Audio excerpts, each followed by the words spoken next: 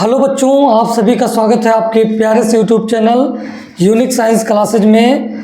तो आज की इस वीडियो में मैं आप लोगों को 5वें का घ नंबर क्वेश्चन सॉल्व कराऊंगा। जैसा कि आप लोगों को क्वेश्चन दिख रहा है, बहुत ही इंपॉर्टेंट है। आप लोग के बोर्ड एग्जाम में काफ़ी बार आ चुका है, लगभग हर साल ये क्वेश्चन आप लोग को देखने को मिलता है, हर सेट में मिलता है। तो हर साल पेपर चला था 347 GA पेपर कोड ये था, और 5वें के घ नंबर क्वेश्चन से पहले सब क्वेश्चन को मैंने सॉल्व करवा दिया था। यदि इस सेट का पूरा सॉल्यूशन आप लोग देखना चाहते हैं तो डिस्क्रिप्शन में आप लोग को लिंक दिया हुआ, वहाँ उस पर आप लोग क्लिक कीजिए और इस सेट का पूरा सॉल्यूशन मिल जाएगा। यदि आप लोग अपने बोर्ड एग्जाम की तैयारी बेहतर तरीके से करना चाहते हैं तो हमारे प्ले लिस्ट के अकॉर्डिंग आप लोग पढ़ाई कीजिए। उसमें बहुत सारे सेट सॉल्व किए गए हैं, बायोलॉजी के, केमिस्ट्री के और फिजिक्स के भी सॉल्व किए जा रहे हैं। वहाँ से जाके आप लोग वीडियो को देख सकते हैं और अपनी बोर्ड एग्जाम की तैयारी बेहतर तरीके से कर सकते हैं। तो बिना देरी किए हुए मैं आप लोगों को 5 से 10 मिनट लूँगा, इसमें बहुत बेहतर तरीके से समझाने का प्रयास करेंगे।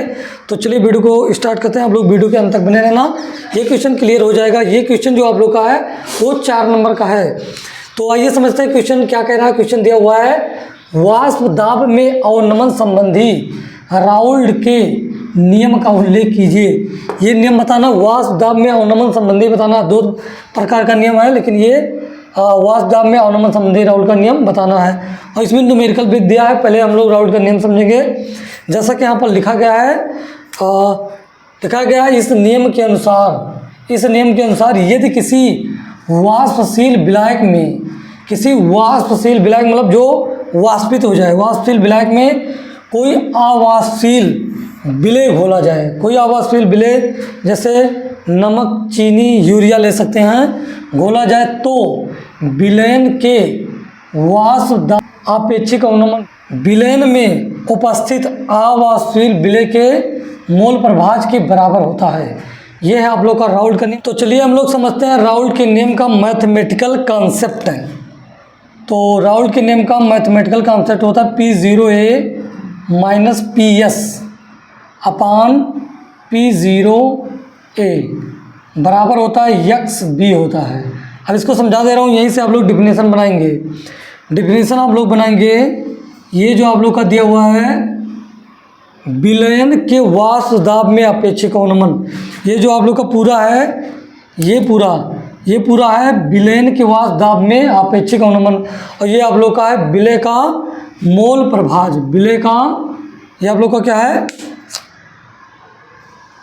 विलेय का मोल प्रभाज।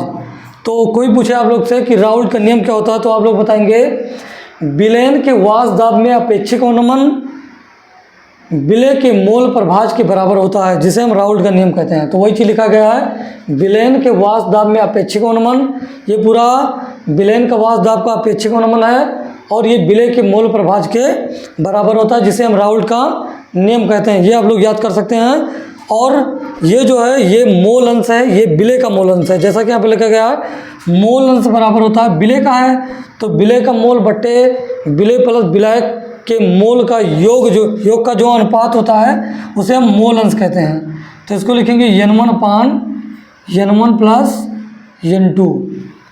ये है आप लोग का राउल्ट के नियम का मैथमेटिकल फार्मूला। बहुत ही आसान है। कोई पूछे राउल्ट का नियम क्या होता है, तो आप लोग बताएंगे विलयन के वाष्प दाब में अपेक्षिक अवनमन विलेय के मोल प्रभाज के बराबर होता है, जिसे हम राउल्ट का नियम कहते हैं।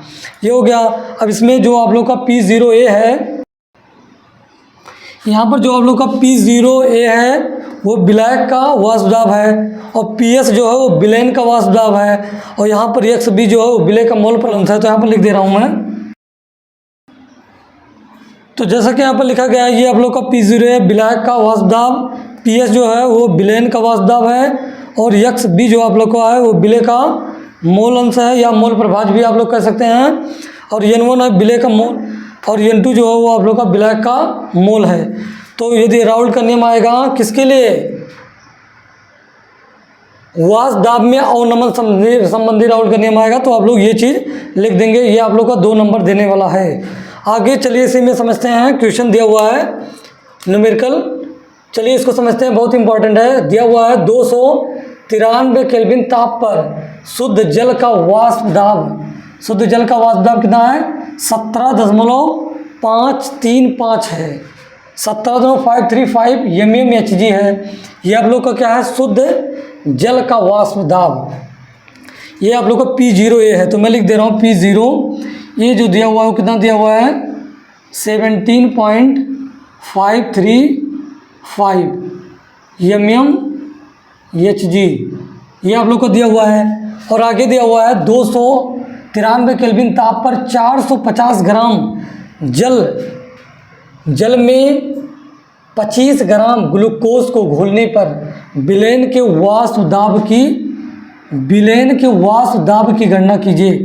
तो यहाँ पर विलयन का वाष्प दाब, यही आप लोग को ज्ञात करना है। विलयन के वाष्प दाब की PS आप लोग को इसमें ज्ञात करना है। और क्या दिया हुआ है इसमें, दिया हुआ आगे से मैं लिख दे रहा हूँ, आप लोग को दिया हुआ है, ये आप लोग को दिया हुआ जो 25 दिया हुआ है विलय का भार है, विलय का भार। यहाँ मैं लिख दे रहा हूँ WB बराबर आप लोग को दिया है 25 ग्राम। और विलय जो आप लोग का है वो है ग्लूकोज, और आप लोग निकालते हैं ग्लूकोज का अणुभार C6H12O6 का अणुभार मैं लिख दे रहा हूँ, अणुभार इसको लिखेंगे MB। अणुभार कितना होता है, 180 ग्राम मोल इनवर्स होता है। ये विलय का भार दिया था, विलय का अणुभार दिया हुआ है। और यहाँ पर जो आप लोग का जल है 450 ग्राम है, ये आप लोग का क्या है, विलायक का भार है, विलायक का भार। इसको लिखेंगे WA, विलय को WA से मानेंगे। ये आप लोग को दिया है 450 ग्राम दिया हुआ है। H2O का अणुभार जो आएगा, अणुभार MA आएगा। MA बराबर कितना हो जाएगा, 18।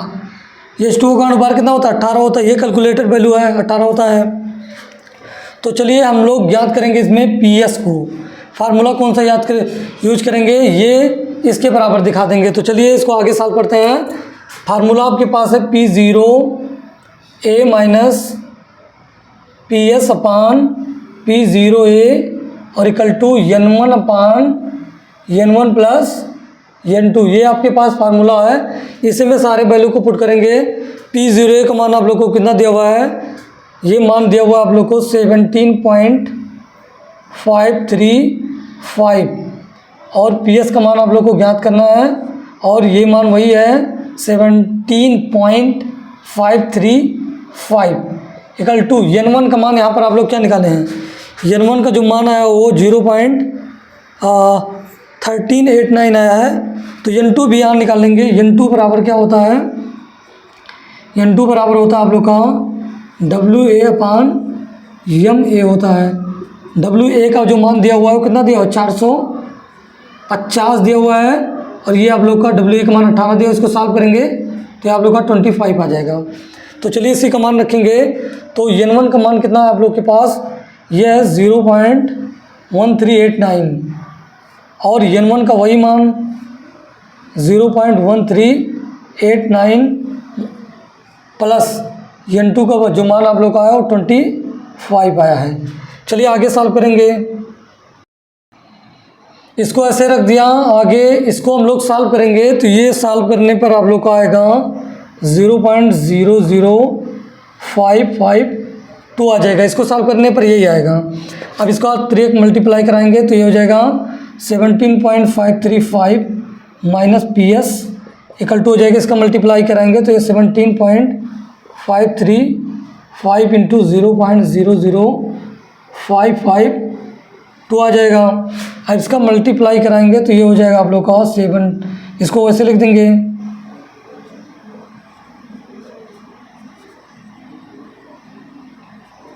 इसका गुणा कराएंगे तो ये आप लोग का आएगा 0.097। इसका गुणा करने पर यही आएगा 0.097 आएगा।